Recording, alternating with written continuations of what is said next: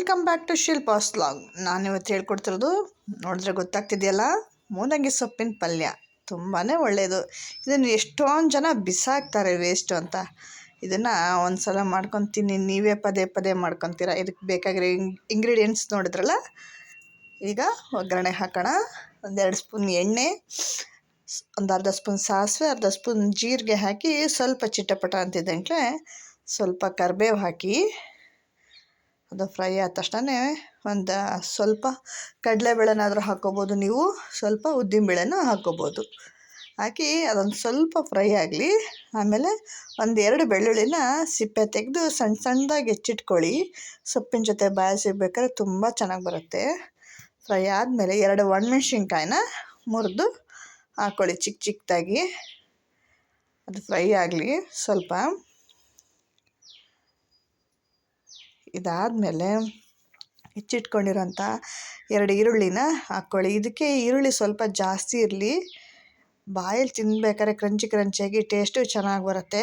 ಸ್ವಲ್ಪ ಫ್ರೈ ಆದಮೇಲೆ ಇದಕ್ಕೀಗ ಚಿಟಿಕೆಯಷ್ಟು ಒಂಚೂರು ಅರಿಶಿನ ಹಾಕೋಣ.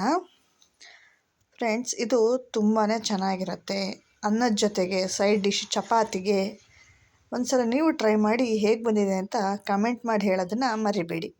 ರುಚಿಗೆ ತಕ್ಕಷ್ಟು ಉಪ್ಪು ಸ್ವಲ್ಪ ಇದರಲ್ಲೇ ಇರೋದ್ರಿಂದ ಸ್ವಲ್ಪ ಕಡಿಮೆ ಹಾಕಿ ಮಿಕ್ಸ್ ಮಾಡಿ ನೀಟಾಗಿ. ಸಣ್ಣದಾಗಿ ತೊಳೆದು ಹೆಚ್ಚಿಟ್ಕೊಂಡಿರೋಂಥ ಮೂಲಂಗಿ ಸೊಪ್ಪನ್ನ ಹಾಕೋಣ. ಈಗ ಇದರಲ್ಲಿ ಯಾವುದನ್ನು ವೇಸ್ಟ್ ಅಂತ ಬಿಸಾಕಬೇಡ್ರಿ, ದಂಟನ್ನು ಯೂಸ್ ಮಾಡಿ. ಇದನ್ನು ಬೇಯಿಸೋ ಅವಶ್ಯಕತೆ ಇಲ್ಲ. ಈಗಿರೋ ಹೀಟಿಗೆ ಮಿಕ್ಸ್ ಮಾಡಿ ಕ್ಲೀನಾಗಿ ಮೇಲೆ ಕೆಳಗೆ ಮಿಕ್ಸ್ ಮಾಡಿ ಈಗ ಒಂದು ಪ್ಲೇಟಲ್ಲಿ ಬಿಸಿ ಇದ್ದಂಕ್ಲೇ ಮುಚ್ಚಿಬಿಡೋಣ. ಮತ್ತು ಇದನ್ನು ಗ್ಯಾಸ್ ಫ್ಲೇಮ್ನ ಆಫ್ ಮಾಡ್ಕೊಳ್ಳಿ. ಬೇಯಿಸೋದೇನು ಅವಶ್ಯಕತೆ ಇಲ್ಲ ಇದ್ರದ್ದು.